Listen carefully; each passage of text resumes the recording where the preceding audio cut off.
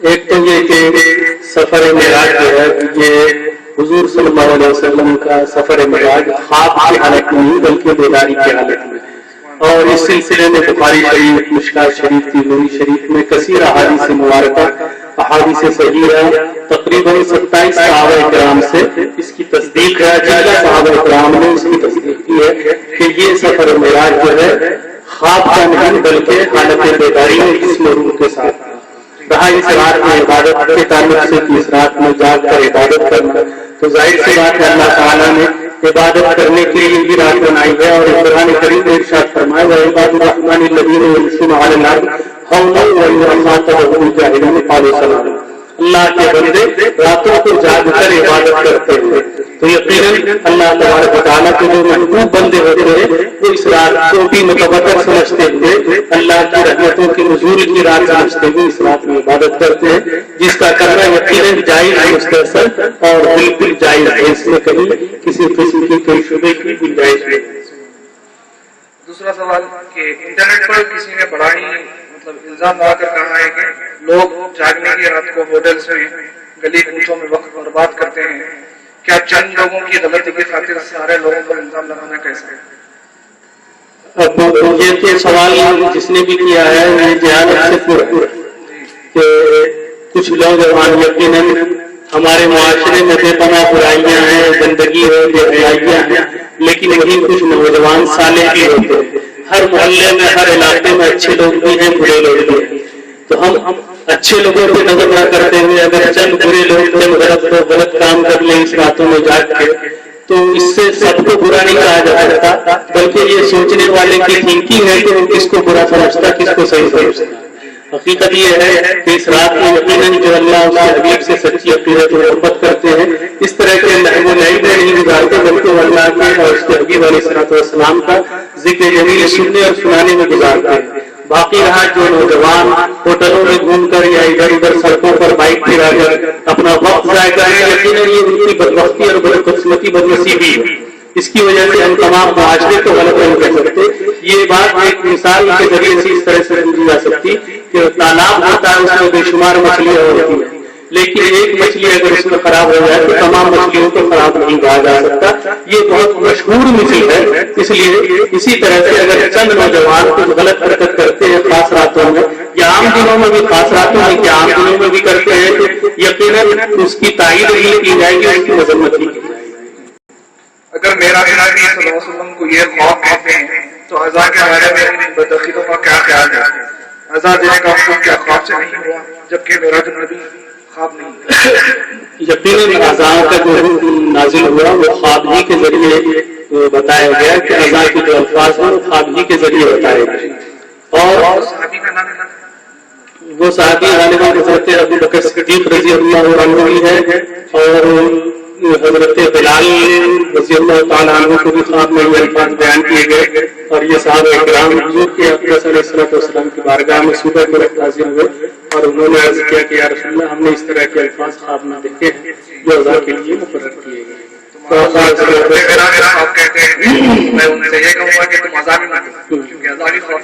ہاں، تو خواب اگر وہ خواب کہتے ہیں تو وہ خواب غفلت سے بیدار ہو جائیں اور اپنے خواب سے نکلتے ہوئے اس خواب کو بھول جائیں کہ نبی صلی اللہ علیہ وسلم کی معراج خواب میں ہوئی بلکہ بحالت بیداری میں ہوئی، وہ اپنے اس خواب کو نکال پائے۔ بعض لوگ معاذ اللہ اولیاء اللہ کا مردہ کہتے ہیں، ایسوں کے بارے میں قرآن و حدیث کیا کہتے ہیں؟ اللہ کے ولیوں کو مردہ کہنا یہ قرآن کی آیت کا انکار ہے،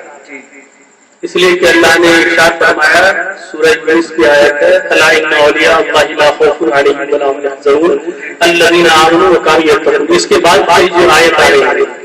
لهم البشریٰ فی الحیات الدنیا وفی الآخرہ، کہ ان کے لیے دنیاوی زندگی میں بھی خوشخبری ہے اور آخرت کی زندگی میں بھی خوشخبری ہے۔ تو یہاں لفظ موت نہیں آیا بلکہ دنیا کی زندگی کی بھی خوشخبری آ رہی ہے، آخرت کی زندگی کی بھی خوشخبری آ رہی ہے، یعنی دونوں جگہ زندگی کی خوشخبری دی جا رہی ہے۔ تو جب زندگی کی خوشخبری ہے تو موت کا سوال ہی نہیں۔ کسی کی نیت جانے بغیر شرک کے فتوے لگا دینا کیسا؟ ایسوں کے لیے کیا حکم؟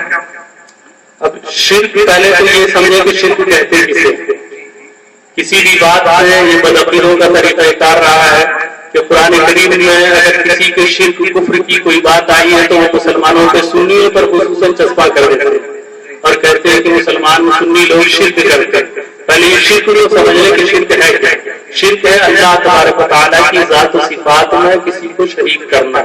اللہ کی ذات میں کسی کو شامل کرنا, یہ شرک ہے. یہ نہیں کہ ہم اللہ کی عبادت کر رہے ہیں اور اگر وسیلہ لے رہے ہیں تو یہ شرک ہو گیا, یہ شرک نہیں ہو سکتا. پہلے شرک کو سمجھے, اس کے بعد شرک کا اعتراض کرتے ہوئے پھر کسی کو مشرک کہیں اور کافر کو کافر کہا جائے گا, مسلمان کو مسلمان کہا جائے گا. کسی مسلمان کو اگر غلطی سے بھی کافر کہہ دیا تو پھر اس کے اوپر بھی کفر کا فتویٰ آئے گا. کچھ لوگ کہتے ہیں کہ درگاہ پر نہیں جانا چاہتے, کیا کسی صحابی نے ایسا عمل کیا تھا جو آپ لوگ کرتے ہیں؟ اس کا جواب کیا؟ کسی صحابی کا درگاہ میں نہ جانا یہ بات بالکل عقل سے بعید ہے. اس دور اور صحابہ کرام کے دور میں درگاہ کا آقا علیہ الصلوۃ والسلام باقاعدہ حیات, درگاہ والے بعد میں آئے, آقا علیہ الصلوۃ والسلام باقاعدہ حیات. اور پھر جب آقا کا وصال ہوا تو آقا کے وصال کے بعد بھی صحابہ کرام حضور اقدس علیہ الصلوۃ والسلام کی بارگاہ میں مزار اقدس پہ حاضری دیتے تھے. تو صحابہ کرام کا جانا خود اس بات کی علامت ہے کہ درگاہوں پہ جانا جائز ہے. اور پھر دوسری بات یہ کہ قرآن کریم میں ارشاد فرمایا گیا وَلَوْ أَنَّهُمْ ظَلَمُوا أَنفُسَهُمْ جَاءُوكَ فَاسْتَغْفَرُوا اللَّهَ وَاسْتَغْفَرَ لَهُمُ الرَّسُولُ لَوَجَدُوا اللَّهَ تَوَّابًا رَحِيمًا. جس کا مطلب یہ ہے کہ تم اپنے آپ پر تم نے اگر ظلم کر لیا اپنے نفس پر تو تم اللہ کی بارگاہ میں توبہ کرو, رسول کی وسیلے سے رسول کی بارگاہ میں حاضر ہو کرو. اگر میرا محبوب تمہاری سفارش کر دے گا تو تم اللہ کو تواب رحیم یعنی توبہ قبول کرنے والا رحیم پاؤ گے. حضور کی مثال کے بعد ایک صحابی رسول اللہ کے حبیب کی بارگاہ میں حاضر ہوئے اور انہوں نے یہ آیت پڑھ کر اللہ کے حبیب کی بارگاہ میں عرض کیا میں مجھ سے یہ غلطی ہو گئی, گناہ ہو گیا, لہٰذا میں اللہ کے حکم کی تعمیل میں آپ کی بارگاہ میں آیا اور آپ سے معافی چاہتا ہوں. تو یہ بات آج اس کی دلیل ہے کہ صحابہ کرام خود انبیاء کرام علیہ الصلوۃ والسلام کے مزارات پہ حاضری دیتے اور ان سے توبہ استغفار اور اپنے گناہوں کی بخشش چاہتے ہیں. جو معاذ اللہ یہ کہیں کہ حضور صلی اللہ علیہ وسلم اپنی قبر میں کچھ نہیں سن سکتے, کیا ایسا عقیدہ کفر ہے؟ یقیناً یہ عقیدہ تو کفر سے متعلق ہے, جبکہ نبی نے یہ ارشاد فرمایا کہ تم جو کوئی بھی درود بھیجتے ہو تو وہ میں سنتا ہوں. جب نبی نے یہ خود ارشاد فرمایا تو کسی صحابی نے یہ بھی پوچھ لیا یا رسول اللہ ابھی یا بعد حیات, تو آقا علیہ الصلوۃ والسلام نے ارشاد فرمایا ہمیشہ سنتا ہوں. بعد حیات کی بعد ممات بھی یعنی دنیا سے وصال ہو جانے کے رخصت ہو جانے کے بعد بھی میں اس دنیا سے رخصت ہونے کے بعد بھی سنوں گا. اور پھر ایک حدیث اور سن لیں حج کے تعلق سے,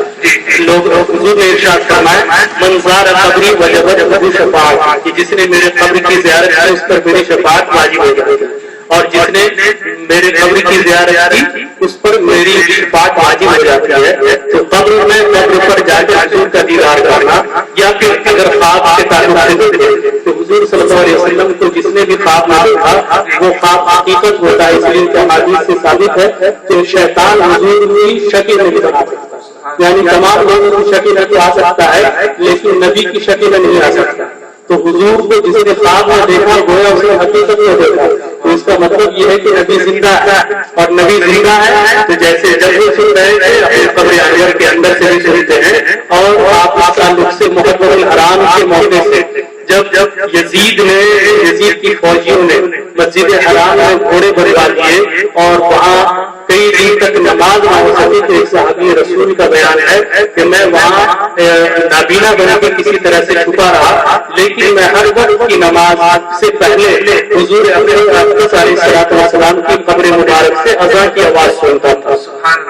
تو جب قبر انور سے اذان کی آواز سن رہے ہیں تو یہ بات ثابت کر رہی ہے کہ نبی اکرم علیہ الصلوۃ والسلام زندہ تھے, زندہ اور زندہ رہیں گے. یہ الگ بات ہے کہ ہم ان کی زندگی کو نہیں سمجھ سکتے اور وہ ہماری وہاں تک رسائی ہو سکتی ہے.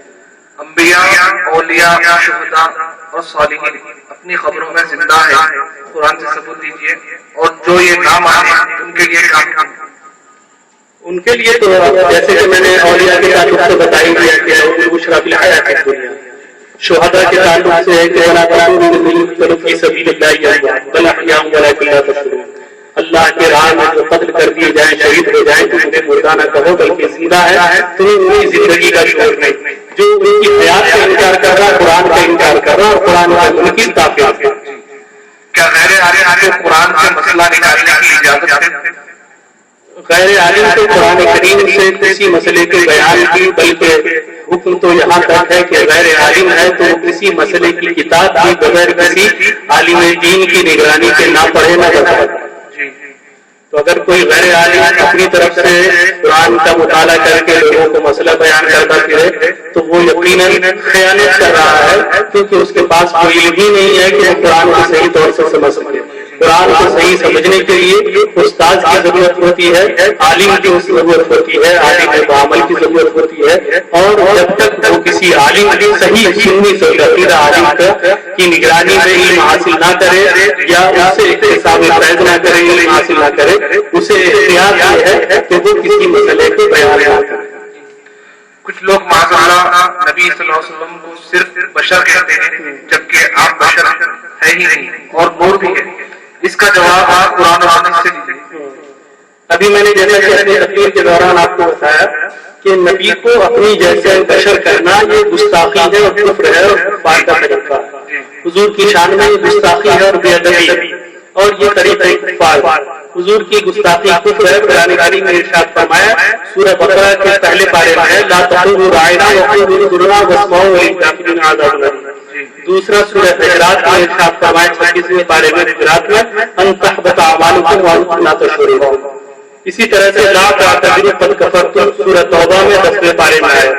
کہ حضور کی گستاخی کفر ہے۔ اب انبیاء کو بشر کہنا یہ کفار کا طریقہ ہے۔ قرآن کریم میں اس کی وضاحت کی گئی کہ کفار و مشرکین اس طرح سے کہتے قال لم يكن ليسجد لبشر خلقته،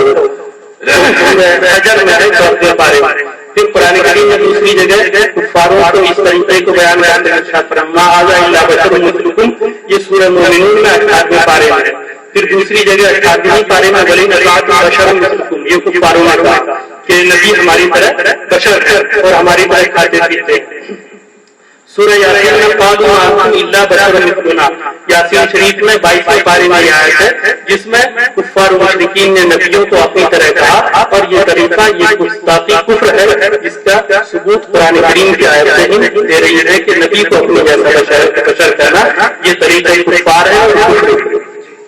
کچھ لوگ کہتے ہیں کہ ڈائریکٹ اللہ سے مانگنا چاہیے، اور معاذ اللہ والوں کی شان بتا کر کہتے ہیں کہ یہ کچھ نہیں کر سکتے، ان کے پاس کچھ اختیار نہیں۔ تو اس سلسلے میں ابھی میں نے تقریر کے دوران بھی آپ سے بتایا کہ جب موسیٰ علیہ السلام براہ راست اللہ کا دیدار نہ کر سکے،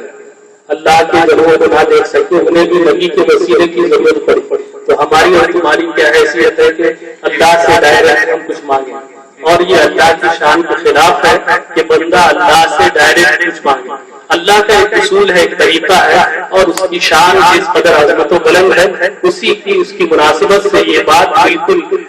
غلط ہے کہ اللہ سے براہ راست مانگا جائے یا اللہ اپنے بندے کو دے۔ اگر براہ راست دینا ہوتا تو اللہ تعالیٰ جبرائیل امین کو قرآن کریم کی آیتیں لے کر نبی کی بارگاہ میں نہیں بھیجتا کہ نبی میرا یہ پیغام میرے نبی تک وحی کی صورت میں لے کے جاؤ۔ اس لیے یہ بات معلوم ہوتی ہے کہ براہ راست اللہ تبارک و تعالیٰ نے اپنے محبوب کو قرآن کی آیتیں قرآن بھی جب نہ دیا، وسیلے سے دیا، جبرائیل کے ذریعے سے دیا، تو پھر اللہ سے کچھ براہ راست مانگنا یا اللہ کا کچھ براہ راست دینا یہ اس کی شان کے خلاف ہے، اس کی توہین ہے۔ اللہ جو کچھ بھی دے گا وہ اپنے محبوب کے وسیلے سے دے گا، اور حضور نے ارشاد فرمایا کہ اللہ تبارک و تعالیٰ واللہ موتی وانا قاسم، کہ اللہ مجھے دیتا ہے اور میں بانٹتا ہوں، تو جب دیتا ہے وہ مصطفیٰ تو تم اللہ سے مانگ کے کرو۔ نعت، سلام اور مرحمت کا سننا پڑھنا کیسا ہے؟ کیا یہ نیا کام ہے اسلام میں؟ یہ ہرگز نیا کام ہے۔ نعت کے تعلق سے تو بڑی مشہور روایت ہے کہ حضور اکرم صلی اللہ علیہ وسلم کی بارگاہ میں حضرت حسان ابن ثابت رضی اللہ تعالیٰ عنہ نعتیہ اشعار